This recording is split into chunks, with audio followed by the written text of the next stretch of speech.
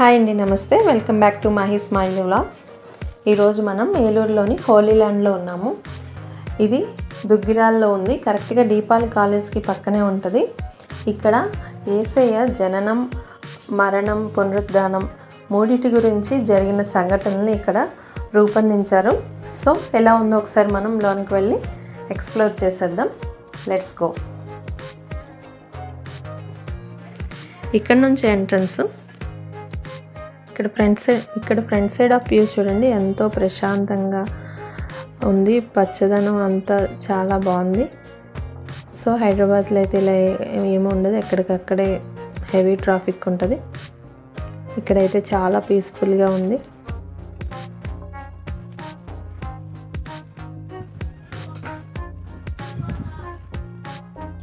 ఇది కట్టి 10 years అయిందంటండి.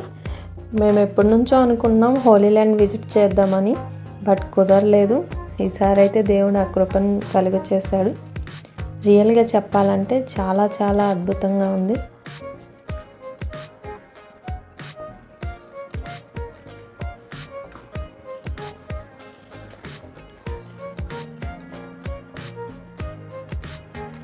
ఇది హౌస్ ఆఫ్ సెయింట్ జోసెఫ్, యేసేపు గృహము. అంటే యేసయ్య తండ్రి యొక్క ఇల్లు. యాస్టిస్గా మనకి యెరూషలేంలో ఎలాగా ఉండేదో అలాగే ఇక్కడ కట్టారు. సేమ్ అక్కడ ఉండేలాగానే ఇక్కడ కూడా నిర్మించారు.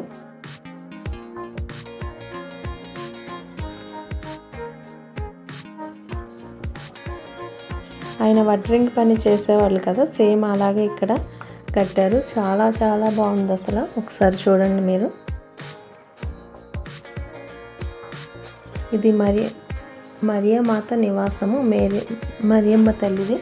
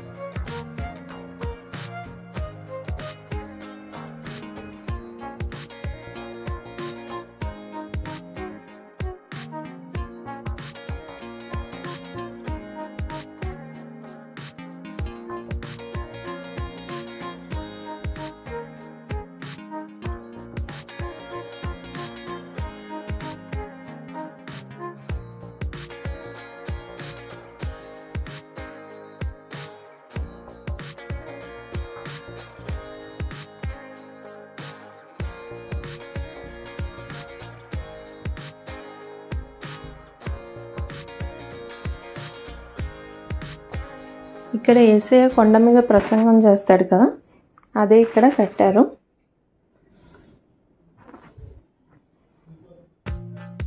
పర్వతం నుండి దైవరాజ్యం కొరకు యేసయ్య ప్రసంగిస్తారు కదండి, అదే ఇది.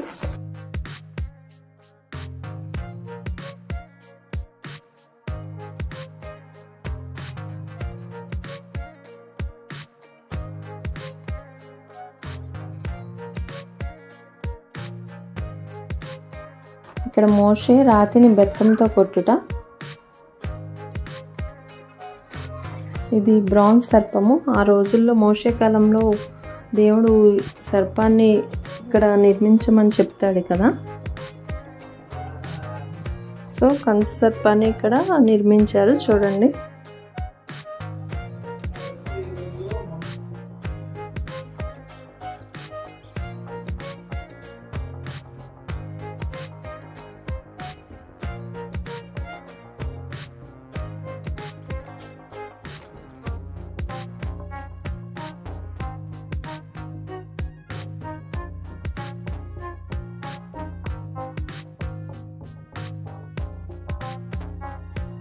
ఇది యేసు ప్రభు వారు జన్మించిన స్థలం. సో దానికి చిహ్నంగా ఇక్కడ కట్టారు. అప్పుడు గొల్లలు వచ్చి ఆరాధిస్తారు కదండి, జ్ఞానులు గొల్లలు. అదే ఇక్కడ రూపొందించారు చూడండి. చాలా అద్భుతంగా ఉంది. ఎవరైనా ఒకవేళ ఏలూరు వస్తే కంపల్సరీగా విజిట్ చేయండి. ఈ బోర్డ్స్ ఉన్నాయి కదా, ఈ బోర్డ్స్ ప్రకారమే మనం వెళ్ళాలి. వెళ్తే ఏ ఒక్క ప్లేస్ కూడా మనం మిస్ అవ్వకుండా అన్నీ క్లియర్గా చూడగలం. సో ఇక్కడికి వస్తే ప్రతి ఒక్కటి మనకి యేసయ్య గురించి క్లియర్గా అర్థమవుతుంది. అసలు ఏం జరిగింది ఏంటి మొత్తం డీటెయిల్గా తెలుస్తుంది. జననం నుంచి ఆయన పునరుద్ధానం అయ్యే వరకు కూడా మొత్తం అన్నీ క్లియర్గా ఉన్నాయి. ఇక్కడ దేవాలయంలో యేసయ్య బోధిస్తూ ఉంటాడు కదండి చిన్నప్పుడే, అదే ఇది ఇక్కడ కట్టారు. యేసయ్య తల్లి తండ్రి ఆయన కనిపించట్లేదని వెతుకుతారు కదా, అప్పుడు దేవాలయంలో యేసు బోధిస్తూ ఉంటాడు. అందుకు చిహ్నంగా ఇక్కడ కట్టారు గుర్తుగా.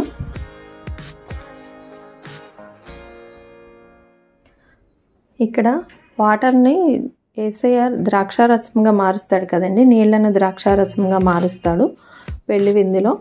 సో అదే ఇక్కడ చిహ్నంగా కట్టారు.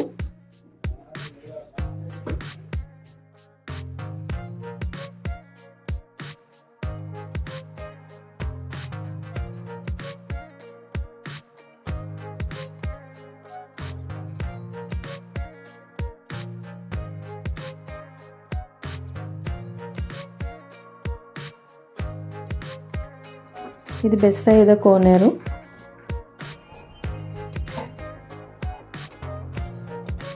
లోన్ అయితే చాలా నీట్గా ఉందండి.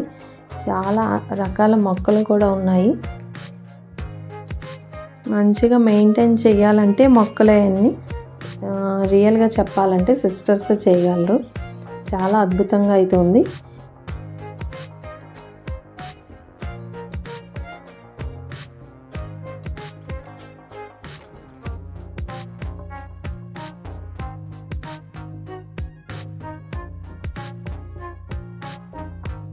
ఇక్కడ యేసయ్య సిలువని మోస్తూ ఉన్నది ఇక్కడ నుంచే స్టార్ట్ చేస్తారు. ఈ రాళ్ల మధ్యన ఆయన అంత బరువైన సిలువను మోసుకుంటూ వెళ్ళడం కష్టం. ఈ రాళ్ల మధ్యన అంటే ఇవి కాదండి, ఆ రోజుల్లో సేమ్ ఇలాగే ఉండేదంట. సో అది అందరికీ కొంచెం అర్థమయ్యే విధంగా ఇక్కడ కట్టారు. ఇంత రాళ్ల మధ్యలో అంత బరువైన సిలువను మోసుకుని యేసయ్య మన కోసం, మనల్ని నరకం నుంచి రక్షించడం కోసం ఆయన తన ప్రాణాన్నే బలియాగం చేశాడు. సో ఒకసారి చూద్దాము ఈ మార్గం ఎలా ఉందో.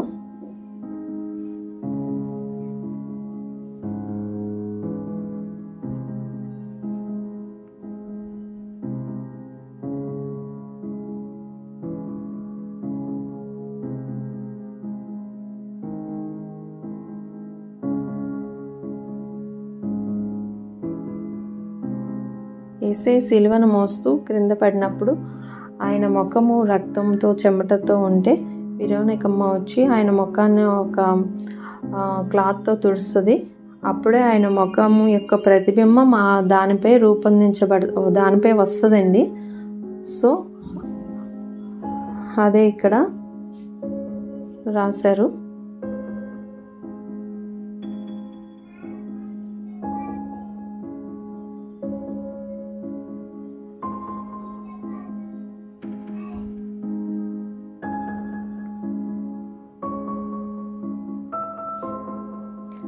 యేసయ్యని సిలువ వేసింది గొల్గోతా అనే కొండ మీద కదండి.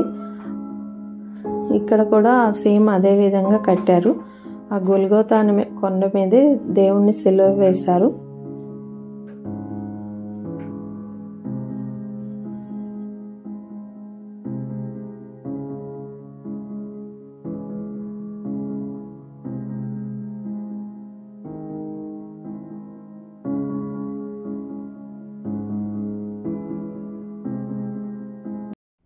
ఒకసారి చూడండి, అటు ప్రక్కన ఇటు ప్రక్కన ఉన్నది ఇద్దరు దొంగలు, మధ్యలో ఉన్నది యేసయ్య. ఏ పాపం చేయకపోయినా ఆయన మనలను నరకం నుంచి రక్షించడం కోసం తన ప్రాణాన్ని సిలువలో బలియాగం చేశాడు.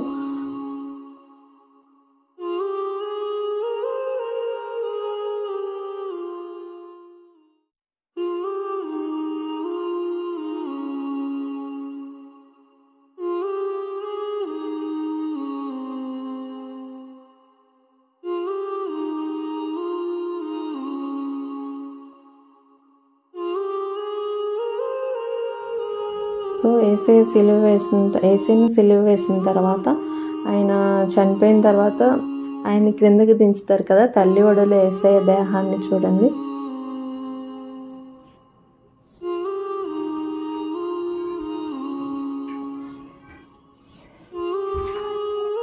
సో ఐ హోప్ ఈ వీడియో మీకు నచ్చిందని అనుకుంటున్నాను. ఇక్కడ యేసయ్య పుట్టిక నుంచి ఆయన పునరుద్ధానం అయ్యే వరకు మొత్తం అన్ని డీటెయిల్గా ఉన్నాయి. సో ఎవరైనా ఏలూరు వస్తే కంపల్సరీగా విజిట్ చేయండి. సో ఈ వీడియో మీకు నచ్చిందని అనుకుంటున్నాను. వీడియో నచ్చితే లైక్ చేయండి, షేర్ చేయండి, సబ్స్క్రైబ్ చేసుకోండి. మరి ఒక వీడియోతో మరలా కలుద్దాం.